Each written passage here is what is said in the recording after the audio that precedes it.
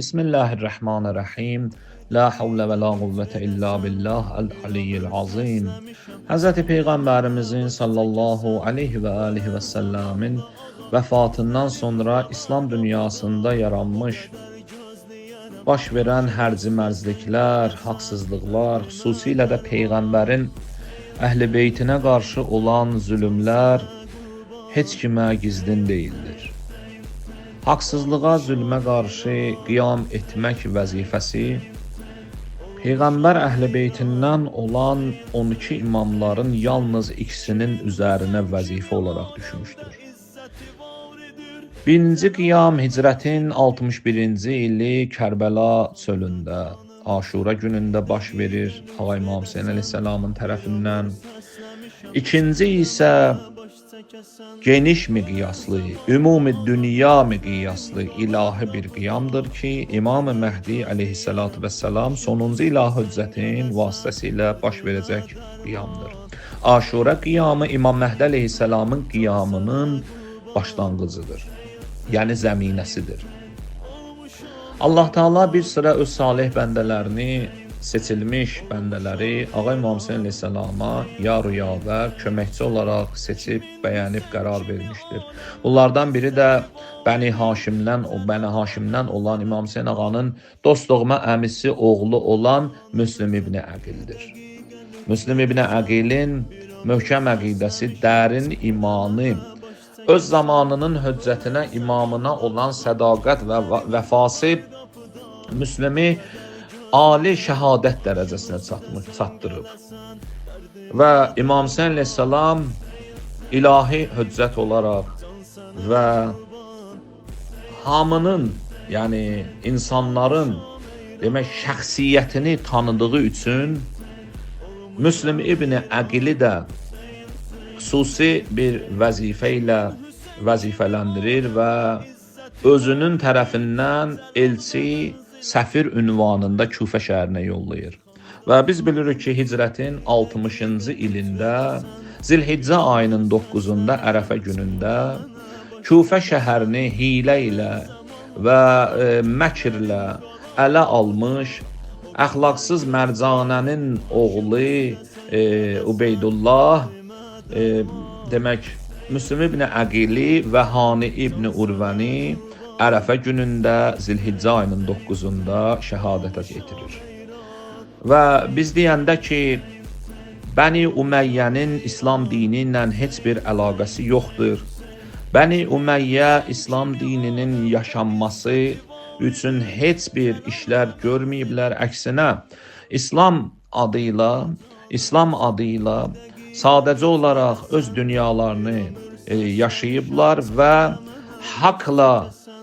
haqqa qarşı üsyan ediblər və xüsusilə də Peyğəmbərdən sonra Peyğəmbərin əhl-i beytinə olmayan zülümlər ediblər.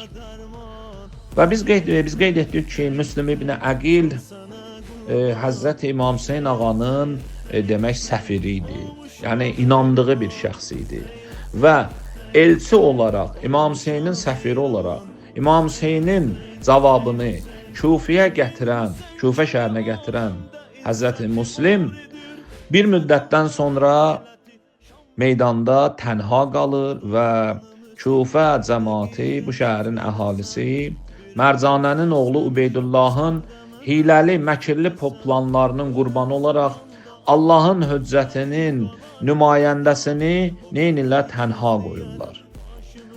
Tarixdə Müslim ibn Əqilin bənzəri, oxşarı varmı və yaxud olacaqmı? Bəli, İmam Məhdi əleyhissalamın qiyamının məzmunu, Hz.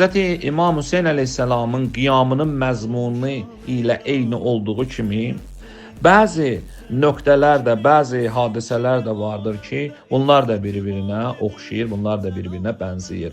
Çünki İmam Hüseyn əleyhissalam Müslimi Küfəyə elçi, səfir göndərdiyi kimi, İmam Məhdi əleyhissalam da zuhurundan sonra bir nəfər Nəfs-i Zəkiyyə adlı seyyid, bir abid, zahid bir seyyid balasını özünün tərəfindən Məkkə əhalisi üçün elçi göndərəcək və özünün haqq zuhurunun demək barəsində xəbəri Məkkə əhlinə çatdırmaq üçün İmam Məhdinin bəyənib seçdiyi səfir ünvanında bəyənib seçdiyi Nəfs-i Zəkiyyə də İmam Məhdinin zuhurunun ilahi demək vəliliyinin xəbərini, missiyanı Məkkə əhalisinə çatdıracaqdır.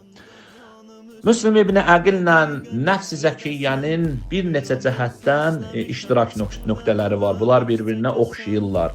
Bunların hər ikisi məsum imamın, ilahi imamın nümayəndəsi rolunu, elçiliyini oynayırlar. Hər ikisi böyük bir dini qiyam ərəfəsində elçi kimi tanınmışlar. Hər ikisi məzlumcasına qətlə yetirilir və hər ikisi də tənhalıq içində şəhid olurlar. Müslim də Küfədə tənha şəhid oldu. Nəfs-i Zəkiyyə də Məkkədə tənha şəhid olacaq. Harda? Məkkənin harasında? Nəfs-i Zəkiyyə mövzusu, yəni Nəfs-i Zəkiyyənin demək qətli, şəhadət mövzusu zuhurun mütləq 5-ci əlamətlərindəndir ki, o dəyişilməyən əlamətlərdir. Nəfs-i Zəkiyyə qətli baş versə, Nəfs-i Zəkiyyə şəhid olandan bir neçə gün sonra İmam Məhdi əleyhissalamın yer üzərində qiyamı baş verəcəkdir. Yaxşı? Və Nəfs-i Zəkiyyə harda qətlə yetiriləcək? Dedik ki, İmam Məhdi Nəfs-i Zəkiyyəni öz elçisi ünvanında Məkkə şəhərinə göndərəcək və Kəbədə demək Həcərül Əsvədlə məqam-ı İbrahimin arasında imamın mesajını, imamın dediyi sözləri, göstərişi, xəbəri çatdırandan sonra Məkkə xalqı, Məkkə əhalisi bunu qəbul eləməyəcək, heç elə oradaca da Nəfs-i Zəkiyyənin boynunu vuracaqlar. Biz Məkkə Mədinənin əhalisini və bu Məkkə Mədinə demək hökumətinin, yəni bugünkü qəsibkar və Məkkə Mədinəni özləri üçün ticarətə çevirən tacirlərin demək cinayətlərini bugünkü günümüzdə də müşahidə edirik. Və biz elə bilməyək ki, bu insanlar, yəni bugünkü Məkkə Mədinəni özləri üçün biznesə çevirən və qəsb edənlərin İslamla bir əlaqəsi var. Çünki bugünkü Səudiyyə hökuməti, rəsmi Vəhhabiyyət, Zəlalət firqəsi bu günləri Əməvi siyasətinin davamçılarıdır. Əməvilərin təqlidçiləridirlər.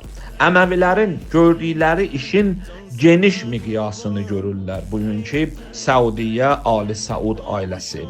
Yenə də deyirəm, Məkkə Mədinənin qəsbkarları və Məkkə Mədinəni özlərinin şəxsi ticarət və biznesinə çevirənlər.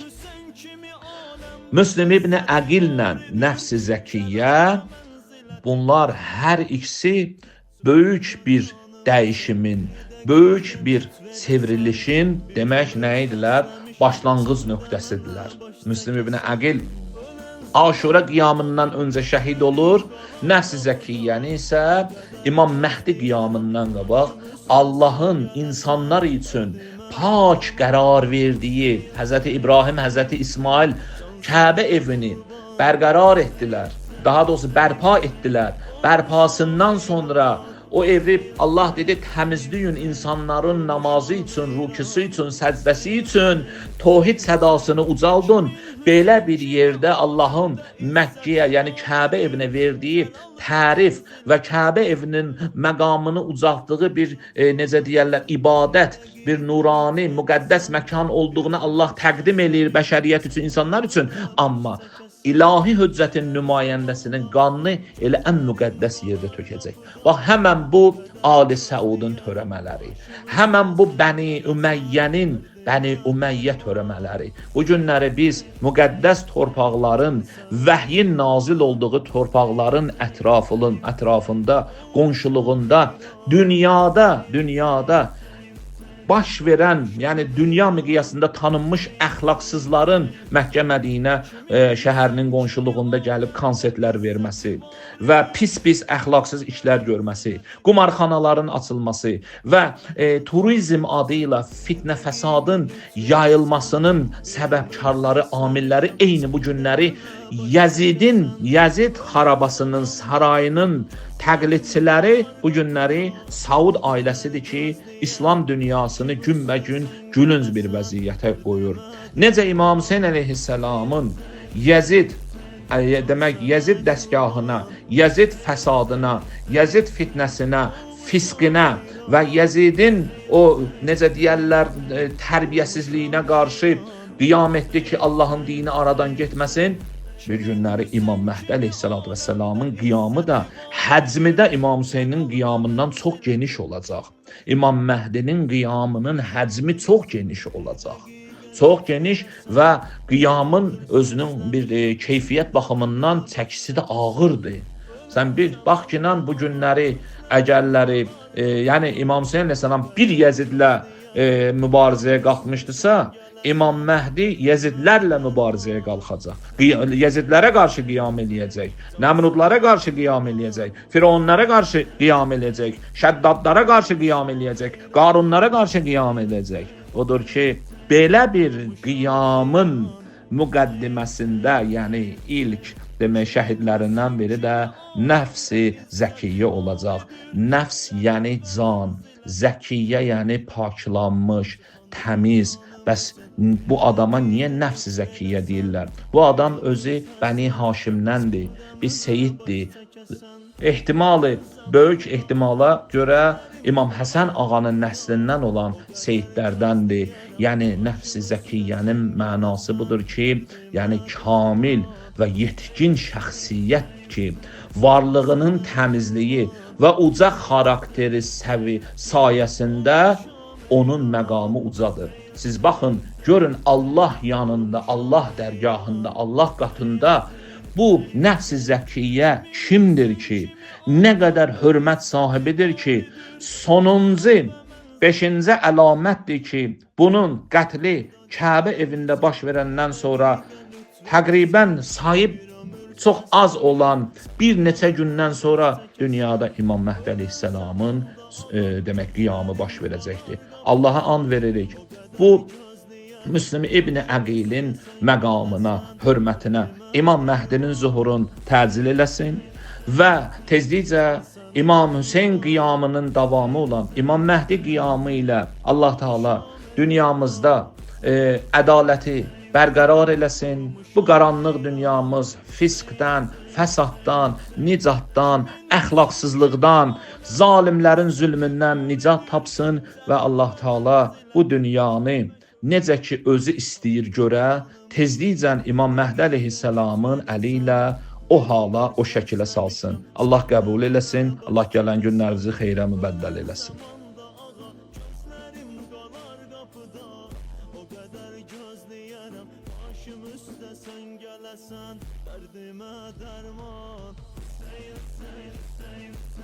Can sana kurban,